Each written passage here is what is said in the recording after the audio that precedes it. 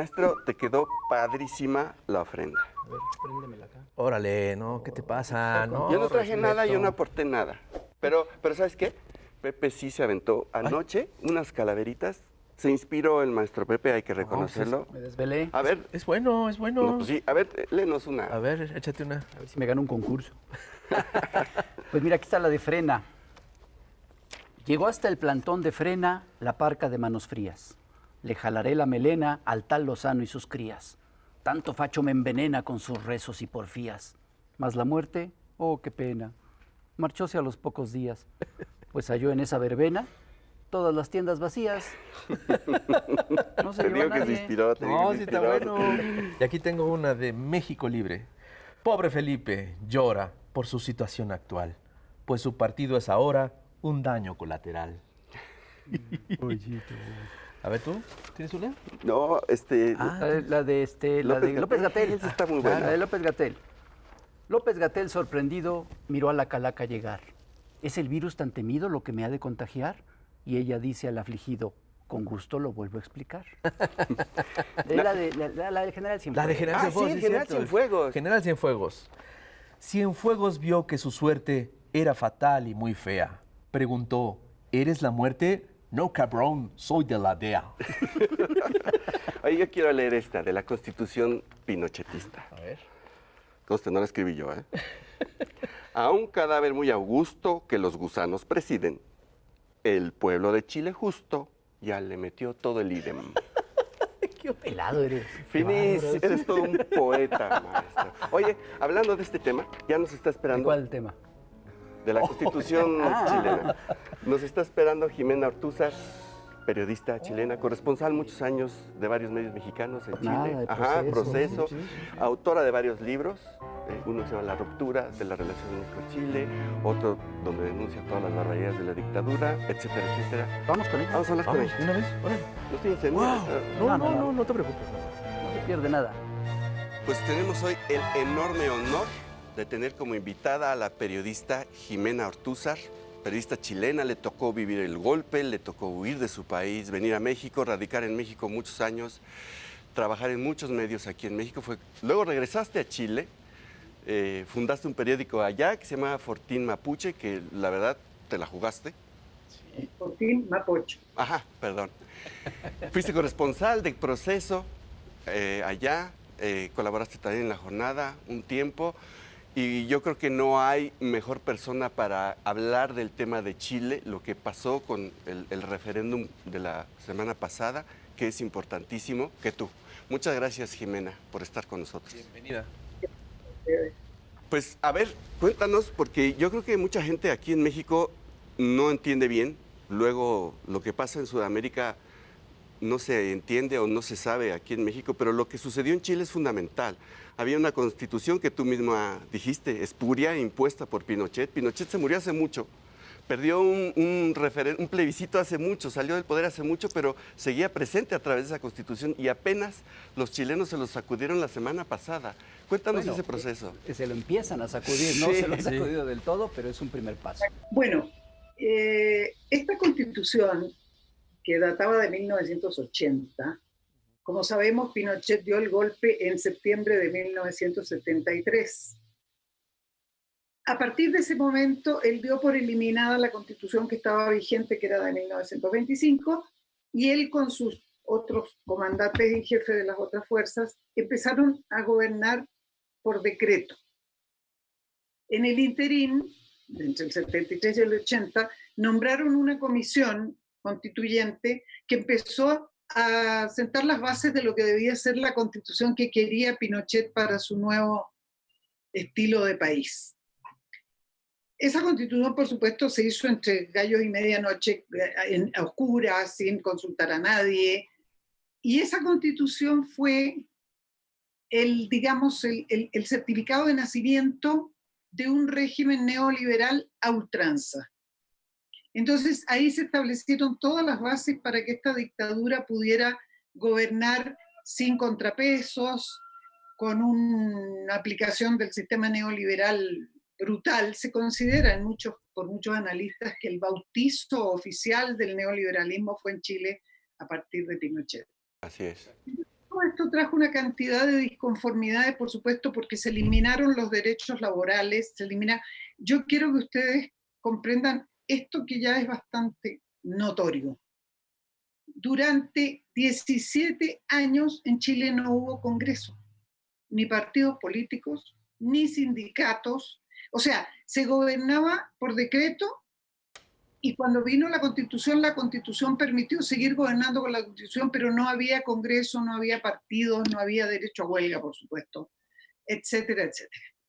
Entonces, todo esto trajo una cantidad aparte de la represión brutal que hubo después del golpe, la persecución de la gente de izquierda, la persecución de los allendistas, no solo en materia política y laboral, sino incluso de asesinatos de gente, desaparición de gente tirada al mar con piedras en los tobillos, gente tirada desde los helicópteros a los cráteres de los volcanes. O sea, toda esta represión que se ha sabido, que ha sido tan espeluznante, y todo esto, como digo, apoyado en una constitución espuria. El año 80 se aprueba esta constitución de Pinochet en un plebiscito totalmente amañado, donde votaron muertos, donde no había registros electorales, etc. Entonces la gente se inscribía y votaba, y según ellos ganaron con esta constitución y fue aprobada, aunque hubo gente de los servicios de inteligencia y de policía política que confesaron posteriormente que a ellos los obligaron a ir a votar 3 y 4 veces para que apareciera como ganando el plebiscito y la constitución, porque en ese plebiscito Pinochet pedía legitimarse. Bueno, con esa constitución hemos estado hasta ahora con el interín de que hubo un plebiscito donde Pinochet pidió que se le dijera sí o no para continuar gobernando. Como sabemos, eso es muy ya sabido, ese plebiscito lo perdió, sacó la oposición muy valiente, porque era arriesgarse a mucho, ganó por 54% la opción del no, porque Pinochet lo que pretendía en ese momento era convertirse en un gobernante civil. Todo esto no puedo dejar de anotar que fue porque en el interín la gente empezó a protestar y empezó a crearse un cierto grupo de ultraizquierda que hacía algunos atentados con bombas y cosas, reclamando por la falta de oportunidades, por los abusos, por la represión. Era el Frente Patriótico Miguel Rodríguez, ¿cómo se llamaba? Principalmente, Frente Patriótico Manuel Rodríguez, principalmente. Fue Manuel Rodríguez, un guerrillero que luchó por la independencia de Chile. Entonces tomaron su nombre como símbolo. Entonces en ese momento Estados Unidos dijo, bueno, Pinochet nos sacó a Allende, eliminó a la izquierda, clausuró el país, cerró el Congreso, instauró el neoliberalismo, nos hizo el tremendo favor, pero se nos está empezando a poner pesada la cosa porque no queremos que haya guerrilla y que haya... Ya. Entonces se ponen de acuerdo entre gallo y medianoche, como siempre, para que él postulara a este plebiscito y después de eso le iba a ser un presidente civil, él mismo. Bueno, es aquí que él pierde el plebiscito, pero él entonces acuerda con la Concertación por la Democracia, que fue este grupo de partidos que se unieron para ver cómo salir, cómo avanzar de la dictadura a una democracia. Y entonces ahí viene una cosa que es muy importante que se sepa. Pinochet se dio cuenta de que estaba perdido. Estados Unidos lo dijo, ya basta, ya abramos algunas puertas. Y entonces viene una cosa muy siniestra, que es bueno decirla. Yo sé que con esto no soy muy simpática para muchos compatriotas, pero ni modo. Se habla de la transición a la democracia, que se pacta entre las fuerzas de Pinochet y los partidos que estaban por la transición, que eran el Partido Socialista, el partido fundado por Allende, era el Partido Radical, era el MAPU, más chico, y el Partido Demócrata Cristiano, que no se puede olvidar que fue absolutamente contrario al gobierno de Allende y que celebró el golpe y que pidió el golpe. O sea, eso no podemos establecer las verdades sobre mentiras. El Partido Demócrata Cristiano fue un partido golpista, celebró el golpe de Estado, apoyó el golpe de Estado hasta que también los dejaron fuera de la repartija. Entonces se volvieron demócratas y empezaron a pelear porque se volviera la democracia. Bueno, se hace esta... Dejo también en claro que en este conglomerado de partidos por la transición se excluyó al Partido Comunista por órdenes de Estados Unidos, que fue uno de los partidos de apoyo a Allende. Y leal a Allende, y tengo que decirlo, aclaro que yo no soy, ni he sido, ni seré comunista, pero no soy anticomunista. Entonces, el Partido Comunista de Chile fue leal a Allende antes, durante y después del golpe. Entonces, esto es bien importante, viene esta transición a la democracia que digo responsablemente que no fue una transición a la democracia, fue una transacción, y lo explico. Los militares dijeron, ok, reconocemos lo pero nos garantizan que no se toca la Constitución, muy importante, y dos, que Pinochet no va a ser encarcelado, ni juzgado, ni mucho menos castigado. Y entonces vienen estos otros tantos años con la misma Constitución, con algunos cambios cosméticos que no cambiaban el sentido profundo de la Constitución de Pinochet. Tenemos que hacer una pausa. ¿A qué vamos? Vamos a ver a La Chamuca, Cintia Bolio, y regresamos. No se vayan.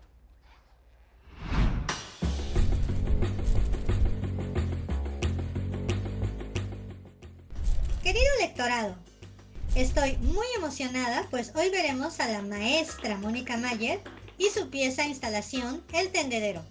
Mónica, gran artista mexicana, es considerada la pionera del performance y la gráfica digital en México, e internacionalmente es reconocida como precursora y promotora del arte feminista. Ella estudió artes visuales en la entonces ENAP de la UNAM. Tiene una maestría en Sociología del Arte en el Goddard College en Los Ángeles, California. Junto con Maris Bustamante, formó Polvo de Gallina Negra, primer grupo de arte feminista en México. En 1989, Mayer y Víctor Lerma lanzaron el proyecto Pinto mi raya. La maestra Mayer crea la pieza El Tendedero en 1978 para el Salón Nuevas Tendencias en el Museo de Arte Moderno. El tema de la muestra era la ciudad. Así, el primer tendedero invitó a las mujeres a responder lo siguiente: como mujer, lo que más detesto de la ciudad es... Desde su inicio, esta pieza se convirtió en altavoz y testimonio de las mujeres que encontraron en el tendedero y sus papeletas un espacio para la denuncia, la catarsis y la lucha contra el acoso y la violencia sexual.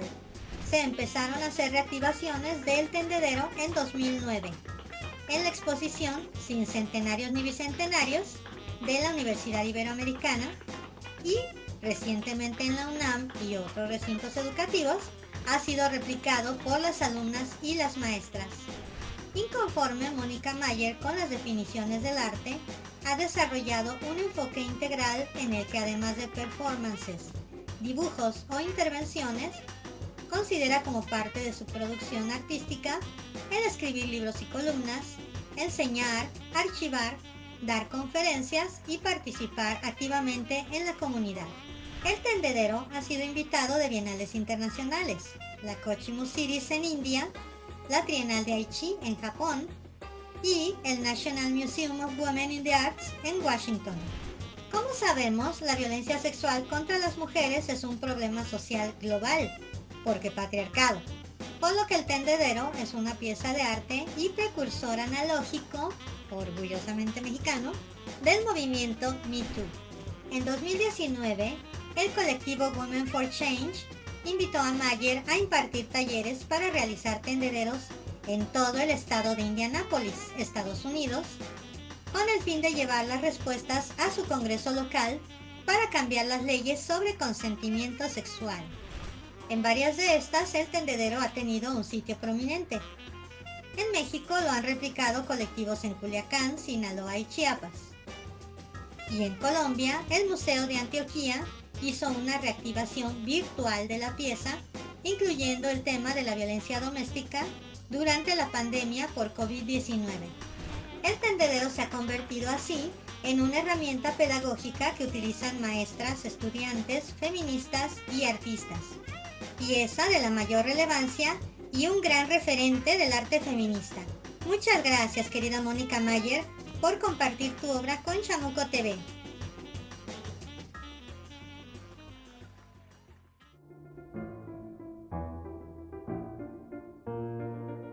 Pues estamos de vuelta aquí en Chamuco TV. Jimena, tú comentabas hace un momento que esta Constitución de 1980, después de 13 años gobernando por decreto, bueno, gobernando es un decir, por decreto, se hizo esta Constitución y que esta Constitución puso las bases pues, del neoliberalismo. El neoliberalismo se aplica por primera vez en Chile, en una dictadura militar. A sangre y fuego. A sangre y fuego. ¿Qué elementos había en esta Constitución que eran la base de este neoliberalismo? Bueno, no había derechos previsionales, no había derechos laborales, los dineros de las imposiciones de los trabajadores, ahí se inventan las famosas AFP, que son las AFORES. Sí.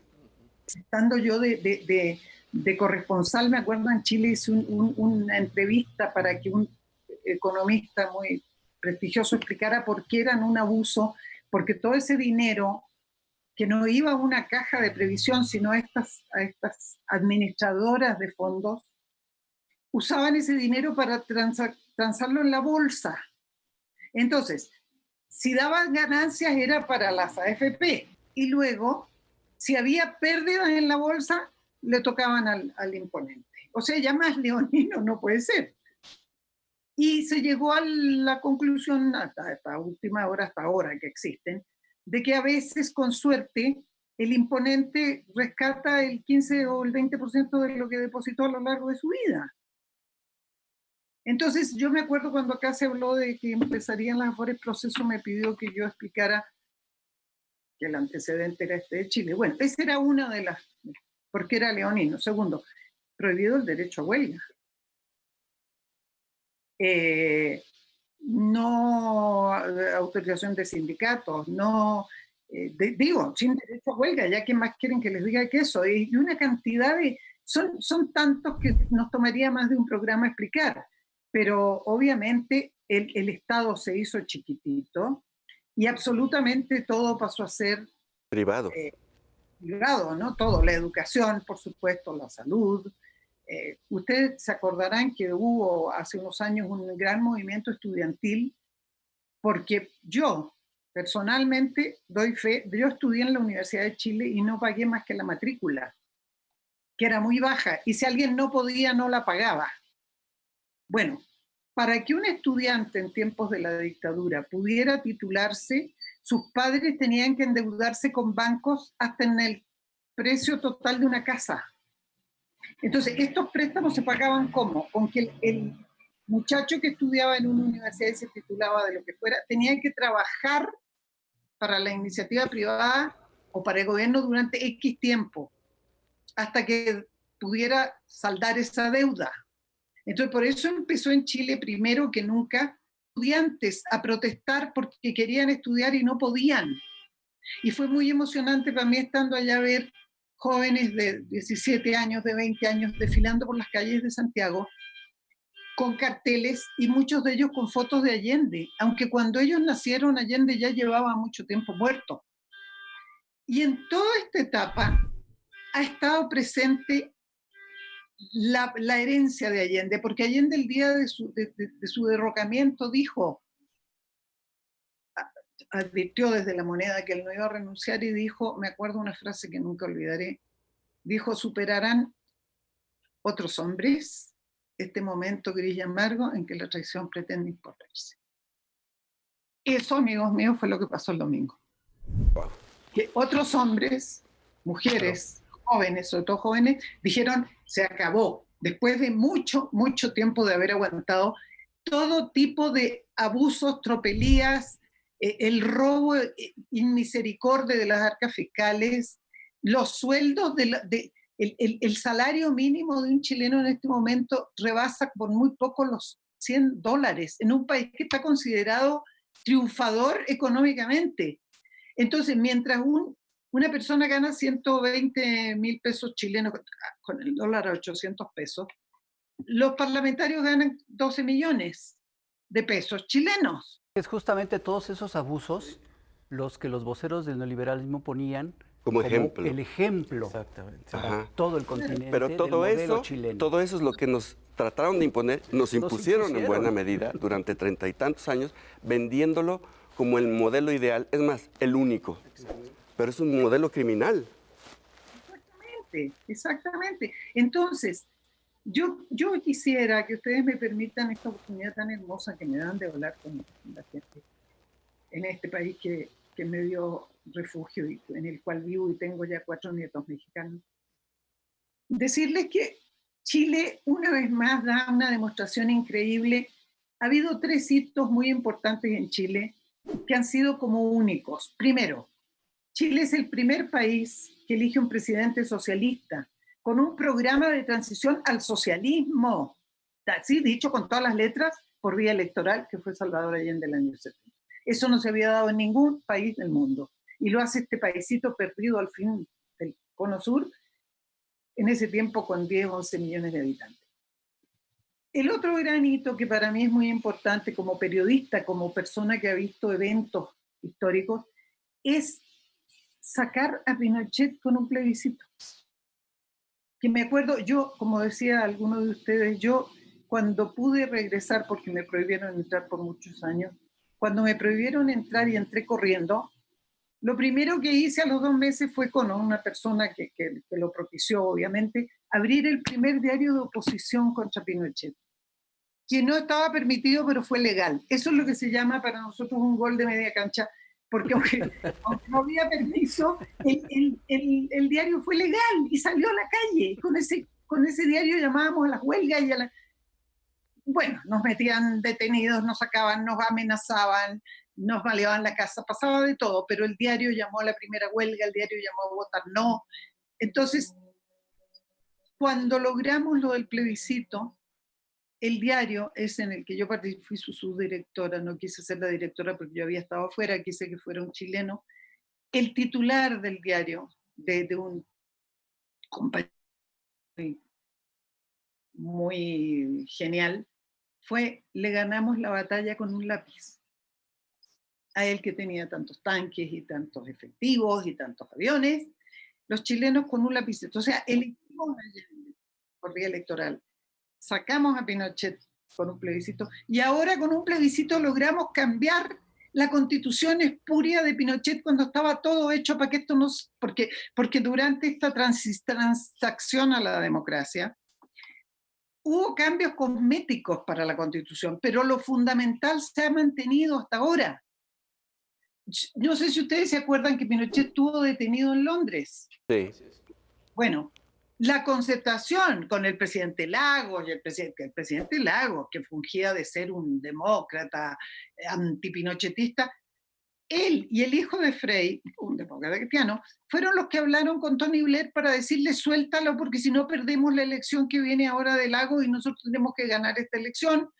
Y logran que suelten a Pinochet cuando los magistrados ingleses habían dicho que había lugar a extraditarlo para juzgarlo a España. Ahora, yo sé que llama la atención, pero es bueno aprovechar esta ocasión. ¿Por qué a España? Porque cuando Pinochet se empezó a candidatear para ser presidente civil, firmó un acuerdo que pidió Estados Unidos y firmaron varios países, que decía que todo gobierno y todo ciudadano tiene la obligación de respetar y hacer respetar los derechos humanos. Y que si alguien es consciente de que no se están respetando, tiene todo el derecho de denunciarlo y pedir juzgar a los violadores de derechos humanos. Pinochet, que quería presentarse como el demócrata renacido, firmó ese acuerdo internacional. Entonces, cuando él va a Londres, ya fuera del gobierno, ya había empezado la transacción a la democracia. Cuando él se va para allá, el juez Garzón, a la vista de este convenio, el juez español, dice: como Chile se asesinó a españoles, yo demando a Pinochet por derechos humanos y pido ser extraditado a España. O sea, estaba dentro del convenio que Pinochet firmó. Pero entonces la Concertación, por eso digo que esto fue una transacción, dijo: no, y lo saca, dije, estaba muriendo en España, en Inglaterra, le mandaron un avión convertido en hospital. Y yo estaba en el aeropuerto cuando regresó Pinochet. Se bajó del avión, le pusieron una silla de ruedas, dejó la silla de ruedas, se puso a caminar y le faltó bailar guaracha nada más. Y saludó a los periodistas muertos. Y volvió, sí, se estaba muriendo y había que sacarlo porque aparte de que estaba muriendo, estaba viejito. O sea, una persona agarra un fierro y le parte la cabeza a alguien y lo mata a los 20 años, se esconde 40 años y a los 60 no se le puede jugar porque está viejito.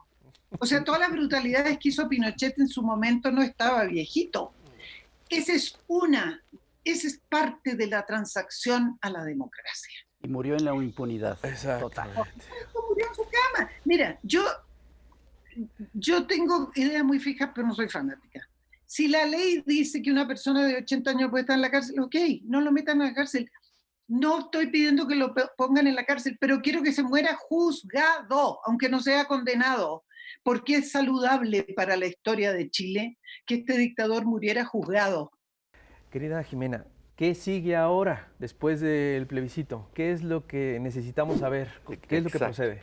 Para que no vuelvan a retomar el control. Está, sí. Se dio un primer paso, pero todavía, y además son un par de años por lo menos. Exacto. No, mira, primero que nada quiero darle mucha relevancia a una frase que se ha expandido mucho en Chile y fuera, que dice: Chile despertó.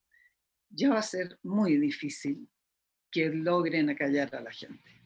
La gente se organizó, pasaron todo tipo de tropelías. Ustedes saben, por ejemplo, que los carabineros de Chile han dejado ciegos a muchos jóvenes que han estado protestando contra Pinochet, porque disparan perdigones, pero no son perdigones de goma, adentro tienen acero. Hay varios muchachos que han quedado ciegos, otros que han quedado tuertos, porque disparan a los ojos. A propósito. El cuerpo de carabineros en Chile es de un salvajismo absolutamente inconcebible. Por supuesto que esto fue un primer paso importantísimo, pero ahora hay que formar una asamblea constituyente. También se ganó, que eso es muy importante, porque ¿qué había planteado el gobierno y la derecha gobernante y la no derecha que se ha adecuado también a gobernar con esta constitución y con esta gente? Que fueran la mitad de los parlamentarios más otras personas elegidas los que hicieran la nueva constitución. La gente dijo no. Asamblea constituyente donde los 150 integrantes sean elegidos por voto popular y donde sea además una asamblea paritaria, 75 mujeres y 75 hombres, por primera vez en la historia del mundo. Es la única constitución, o sea, asamblea constituyente paritaria que existe. Y también que en esa asamblea constituyente participen miembros de los pueblos originarios, porque el pueblo mapuche ha sido reprimido de una manera absolutamente irracional no solo durante la dictadura, esto ha durado mucho tiempo, pero obviamente a partir de la dictadura ha sido espantoso. Yo cuando escribo por ahí mis cositas donde puedo, he dicho que para el pueblo mapuche, que es el pueblo originario mayoritario de Chile, la conquista no terminó nunca. Se fueron los españoles y quedaron los chilenos. Y dicho sea, hay que ser... Yo quiero mucho a mi país, pero lo quiero como es, ¿eh? Yo no endulzo las cosas. Mucha de la gente chilena es anti-mapuche. Hay muchos chilenos que desprecian al pueblo mapuche. El pueblo mapuche ha sido tremendamente avasallado. Permítanme un paréntesis. En Chile, cuando llegaron los españoles, la conquista, y esto está documentado absolutamente, duró 300 años. Porque los mapuches no se entregaron nunca, eran un pueblo guerrero. ¿Por qué? Porque Chile es un país que tiene un enorme desierto en el norte, una zona central fértil, después el sur que termina en el polo sur, donde las condiciones son bastante inhóspitas por el frío, por la nieve. Entonces, las tierras de cultivo del centro del país eran muy peleadas. Entonces, los mapuche, que son del sur, son gente, que entre paréntesis mapuche quiere decir gente de la tierra. Esta gente peleaban por el lugar de poder subsistir, de poder. En Chile no hay ni monumentos, ni pirámides, ni nada de eso, porque eran pueblos guerreros y además era un pueblo con un enorme cultivo a la tierra. Mapuche quiere decir gente de la tierra. Entonces, cuando los españoles trataron de avasallarlos, llegaron hasta un lugar en Chile, en el sur, donde hay un río enorme que tiene 3 kilómetros de ancho. Al sur de ese río estaban los mapuches, en la zona que los españoles llamaron Arauco, por eso hablan de los araucanos. Al norte estaban los españoles, nunca pudieron pasar porque los caballos no eran capaces de llegar hasta el otro lado nadando con los soldados arriba, con los conquistadores. Entonces llegó un momento, después de 300 años, además lo han contado los propios españoles, lo han reconocido, y el jefe el narrador de la expedición conquistadora, que era un sacerdote, escribió un poema que se llama La Araucana, donde le rinde homenaje al pueblo mapuche. No conozco otro caso, ¿eh? Bueno, entonces, cuando ya vieron que esto ya había empezado el mestizaje, ya había empezado iba a empezar la colonia, entonces deciden decirle a los mapuches, ok, de aquí de este margen del río sur para allá es el territorio de ustedes.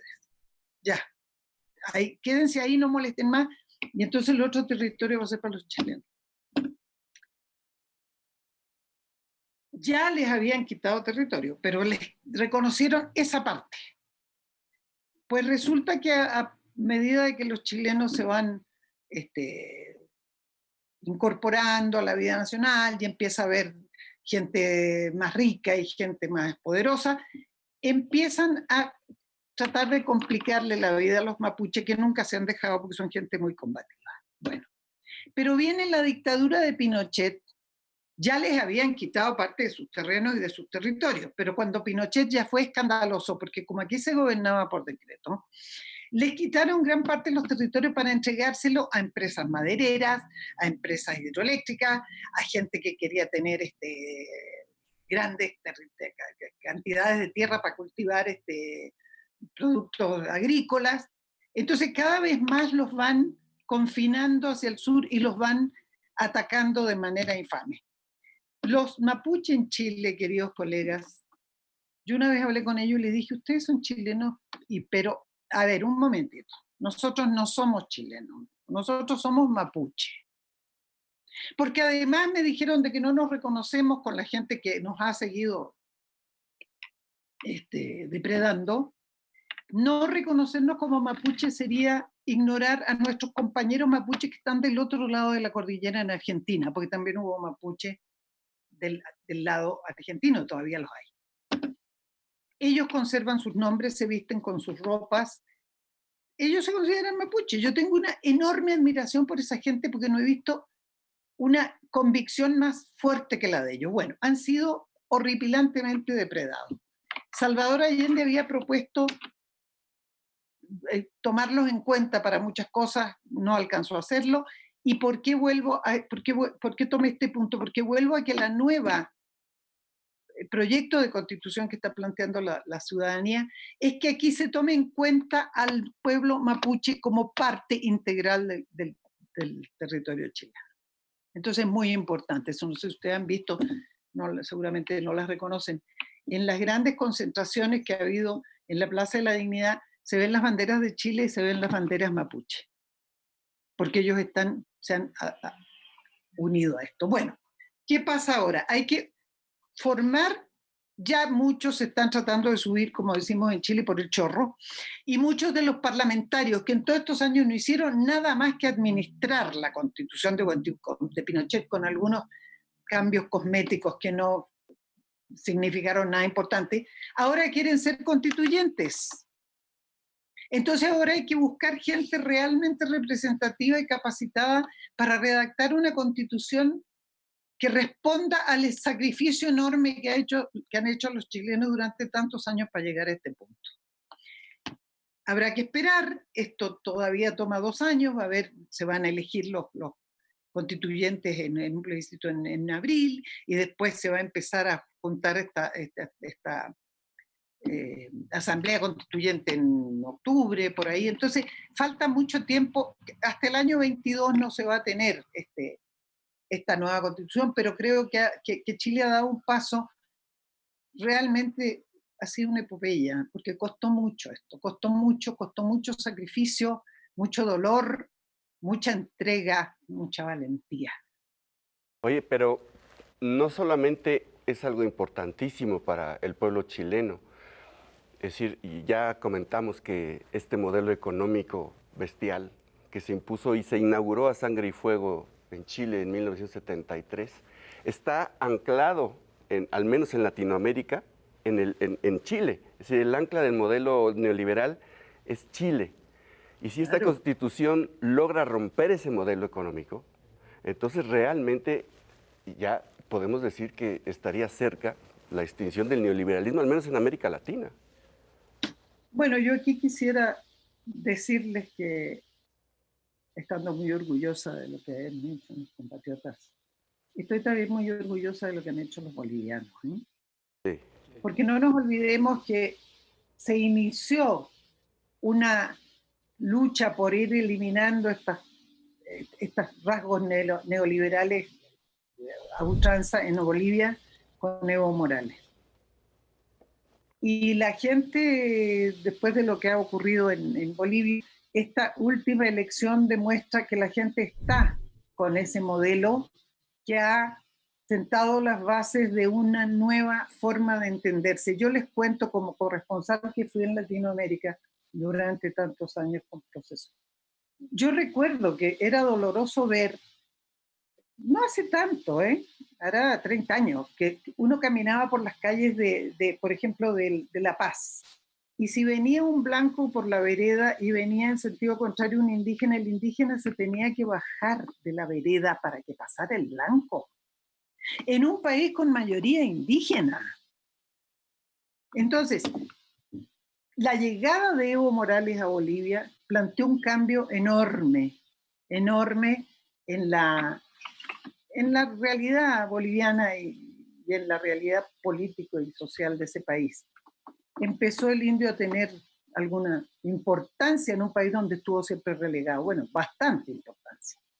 Y ahora, a pesar de todos los pesares, esta última elección demostró que la gente entendió dónde estaba su lugar, y el 55% es bastante contundente para decir qué es lo que quieren los bolivianos, ¿no? Ahí hay algo que es muy importante y que es algo que ha sido despreciado durante décadas, que es la gente. Exacto. La gente es lo que es lo importante. Detrás está la gente. Después de lo que pasó el domingo pasado, un amigo chileno, un escritor de historietas, de cómic chileno, Carlos Reyes, escribió en redes sociales, después de ver los resultados, que fueron apabullantes, ¿no? Decías hace un momento, casi 80 contra 20. Sí. Él comentaba, entonces no era polarización, eran trolls y eran bots. Exactamente. En la realidad, la gente está organizándose y está haciendo estas cosas en Chile, en Bolivia, incluso aquí en México. Y en México. Yo creo que eso es lo más importante, ¿no crees? Absolutamente importante. Y permítanme, yo tengo un maestro, un gurú, un ejemplo que rige toda mi vida y toda mi carrera. Salvador Allende. Es el presidente Allende. El ejemplo que dio Allende y lo que sembró, bueno, él estuvo desde los 25 años luchando por su país, ¿eh? Postuló 4 veces a la presidencia, ustedes lo saben, ¿no? Y para saber el nivel de convicción de este hombre, vengo a esto porque tiene mucho que ver. Mucha de la gente que este domingo votó decía, con Allende en la memoria vamos a votar. La primera vez que Allende postuló a la presidencia, que fue el año 52, que era un joven, ¿cómo llegó a postular? Bueno, él fue fundador del Partido Socialista de Chile, como estudiante de medicina que era en ese momento. Y en algún momento en Chile, en los años 20 y tanto, un oficial de carabineros, perdón, un oficial del ejército, que era el general Carlos Ibáñez del Campo, que fue elegido por votación, no fue un dictador que llegó, pero empezó a hacer un gobierno a juicio de los jóvenes, sobre todo dictatorial. Empezó a perseguir sindicalistas, empezó a perseguir homosexuales, etc. Allende en ese tiempo ya era militante del Partido Socialista, del cual fue fundador, por cierto. Entonces hubo una revuelta popular, la gente salió a las calles, los obreros, los sindicalistas, y entonces, lo estoy abreviando al máximo, entonces este viejo, este señor, este presidente Ibáñez, huyó del país. Entonces ya vino un gobierno de transición, etc. Pasan los años y este señor, con esto de que los pueblos muchas veces tienen mala memoria, y eso es cierto, volvió como civil proponiendo postularse como presidente civil. O sea, ya no como el general de carabineros, aunque había sido elegido por votación, pero quería volver como un ciudadano más, y entonces empieza a unar votos, apoyos. Y esas cosas que en la política pasan porque sí pasan, hizo que el Partido Socialista de Chile dijera, pues lo vamos a apoyar. El grueso del Partido Socialista, la directiva. Y Allende dijo, esto no lo puedo creer, pero ¿cómo lo vamos a apoyar si a mí, porque él durante el gobierno de Ibáñez, como él era líder estudiantil y apoyaba a los sindicatos, entonces lo metieron preso varias veces, incluso lo expulsaron de la escuela de medicina.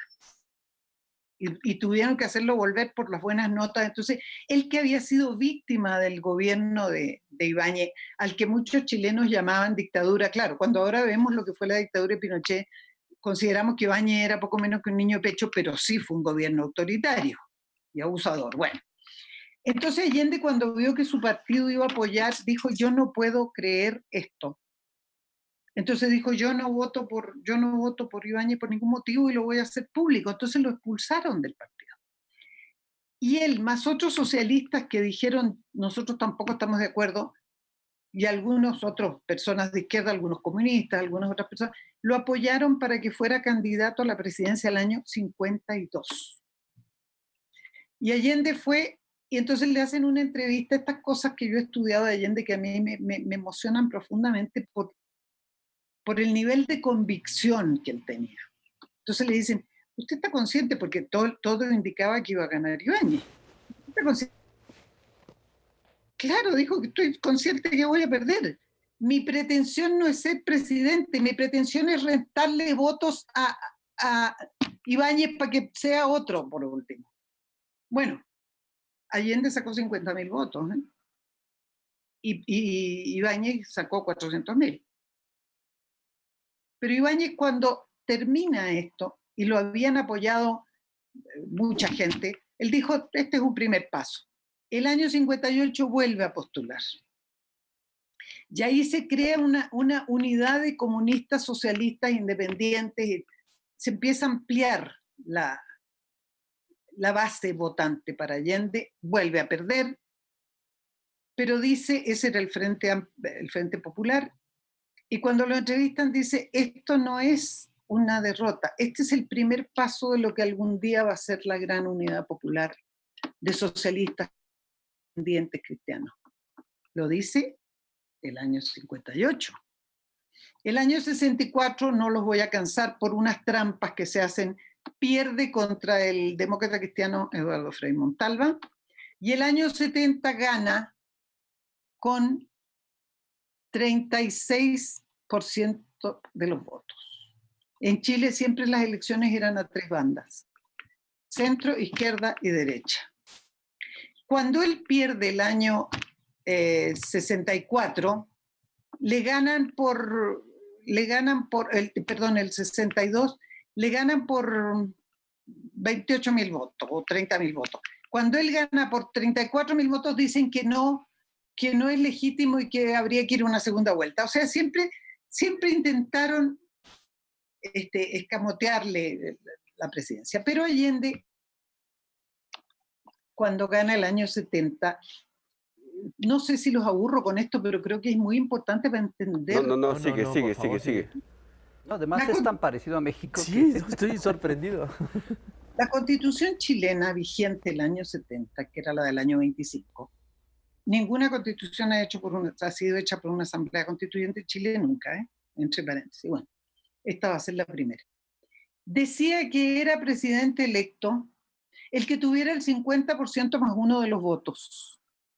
Y si no había esa mayoría absoluta, era atribución del Congreso Pleno elegir entre las dos primeras mayorías. Fíjense qué curioso. O sea, si ninguno sobrepasó el 50%, más uno de los votos válidos, entre las dos primeras mayorías, o como dicen los argentinos, las dos primeras minorías, que tienen razón porque son minorías, se elige electo. Siempre el Congreso chileno eligió al que tuviera, aunque fueran 3 votos más.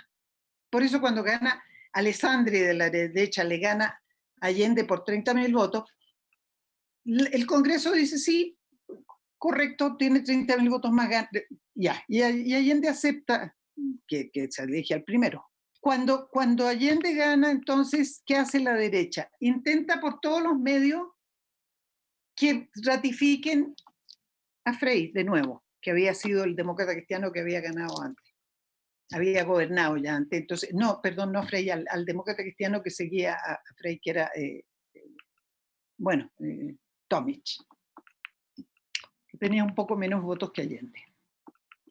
Entonces deciden convencer al Congreso de que vote por el segundo, que no era legítimo, no había pasado nunca. Entonces cuando sacan las cuentas dicen, no, aquí se va a armar una bronca porque ellos siempre han aceptado la derrota, entonces tratan de convencer al ejército de que dé un golpe de Estado, un autogolpe, y elimine que el Congreso ratifique a Allende el 24 de octubre. Entonces, ¿qué pasa? El ejército con un comandante en jefe no allendista, sino constitucionalista, dice que él por ningún motivo se va a prestar para una cosa así, y con la ultraderecha lo asesinan 3 días antes de que el Congreso ratifique a Salvador Allende. Entonces deciden la democracia cristiana, por eso yo no puedo creer en democracias con la democracia cristiana chilena, por lo menos, ellos y la derecha deciden que van a votar por Allende, reconocerle su mayor número de votos, pero que le van a hacer el país ingobernable. Y los dineros, las reses a través de los pasos cordilleranos, a esconder las medicinas, los repuestos, y viene toda esta etapa de la Unidad Popular donde faltaba todo y Estados Unidos financiaba las huelgas patronales y todo lo demás. Bueno, entonces digo, todo esto se ha ido quedando en la memoria de los chilenos. Entonces, en todo este tiempo negro, porque nunca habíamos tenido una dictadura de esta categoría, jamás, en todos estos años empezó la gente a recordar, a rescatar, y entonces esto del domingo es un resumen de muchos años, ¿cómo podría decir? Es un hito histórico que tiene raíces muy profundas en Chile. Y ahora entonces va a haber que esperar, como decía la Asamblea Constituyente, y ver de qué manera ustedes en la pregunta, influye a otros países de América Latina a entender que no se pueden bajar los brazos, siempre habrá que buscar la forma. Un revolucionario siempre encuentra una forma de hacer las cosas. No hay nada más terrible que darse por vencido. Allende nunca se dio por vencido. Luchó, postuló 4 veces hasta que fue presidente. pero no porque quería ser presidente por el cargo, quería hacer un cambio en Chile, cambiar la Constitución. Él propuso cambiar la Constitución, cambiar las relaciones de producción, cambiar todo. Entonces, el legado, perdónenme, no lo puedo evitar, yo soy allendista de hueso colorado. Esto también es un legado de Allende. Definitivamente. Pues como dices, esto ya nadie lo para, Exacto. porque ya sabemos que la derecha, como ahorita acabamos de escuchar, cuando pierde arrebata, cuando no gana arrebata, pero pues hay que seguir confiados en la organización de la gente. Durante toda la plática no pude evitar ver las similitudes con México. Son países muy, muy cercanos, muy parecidos, y yo insisto, yo creo que lo más importante es que la gente esté muy consciente de la situación y que esté muy organizada. Entonces se entiende y se explica muy bien los ánimos golpistas de la derecha Claro, mexicana. Claro. Pero si se copian, hay cosas que son calcadas. Calcadas, sí. Sí, no, Calca. suena. Pero hay algo muy alentador que vimos ahora en Chile, que vimos en Bolivia, que es que la democracia es la que está parando estas cosas finalmente. Sí. La Sí, gente, la gente, Sí, el poder de la gente. Pero haberle dado la vuelta a un golpe de Estado en Bolivia de manera democrática, sí. Cuando había gente que criticaba a Allende de que era un socialdemócrata, lo cual es absolutamente falso, porque no agarraba las armas. Allende siempre creyó que las cosas se podían hacer por la vía de la convicción del pueblo con su fuerza real. Entonces, él que no planteó eso, que fue el más revolucionario de todo, porque él se quedó en su lugar, dijo: a mí me sacan muerto, a mí me puso el pueblo en la moneda y me saca el pueblo de la moneda. Entonces digo, cuando se ve eso y se ve lo que ha pasado en otros lados, ahí también hay una gran enseñanza y ustedes saben que cuando Juárez tuvo problemas, hubo mineros chilenos que hicieron una colecta para mandarle fondos para ayudarlo. La unión entre México y Chile ha sido muy real y el respeto que ha habido en Chile por Allende es algo que yo agradeceré toda mi vida a este país. Híjole, Jimena. Y nosotros te agradecemos Sí. a ti esta plática. La verdad es que fue muy, muy interesante, muy aleccionadora, muy entrañable sobre todo. Claro. Yo creo que es uno de los mejores programas que hemos tenido, la verdad. Definitivamente. Mil gracias, Jimena. De veras, muchas gracias. Todo nuestro respeto. Espero admiración. que a nuestro público esto le haya servido y le haya gustado. Creo que hay que repetir este programa, hay que compartirlo. Jimena, en verdad, muchísimas gracias enormes por tu participación, por tu conocimiento, por tu historia, por tu pasión. amor. Se ve la pasión, se ve Sí, por tu completo. convicción y tu firmeza. Sí, lección de vida. Sí, una lección, una cátedra que nos estás dando. Muchas gracias por la oportunidad de decir esto. Si alguna vez para algo, por favor, me llaman, y no puedo terminar esto sin decirles que tengo una profunda, enorme esperanza de que la epopeya en que está empeñada México ahora tenga el mejor de los resultados. Ay, De veras. pues muchas gracias. Estoy muy emocionada con lo que está pasando en México. Muchísimas gracias, Jimena. Pues muchas gracias y muchas gracias a todos ustedes. Nos vamos. Nos vamos, señoras y señores. Cuídense mucho, por favor, compartan Adiós, este Rafa. programa. Cuídense. Adiós, Pepe. Señor, en verdad. Adiós, Jimena, muchas gracias. Un abrazo. Gracias. Nos vemos. Cuídense mucho. Nos vemos a la próxima. Ya lo saben.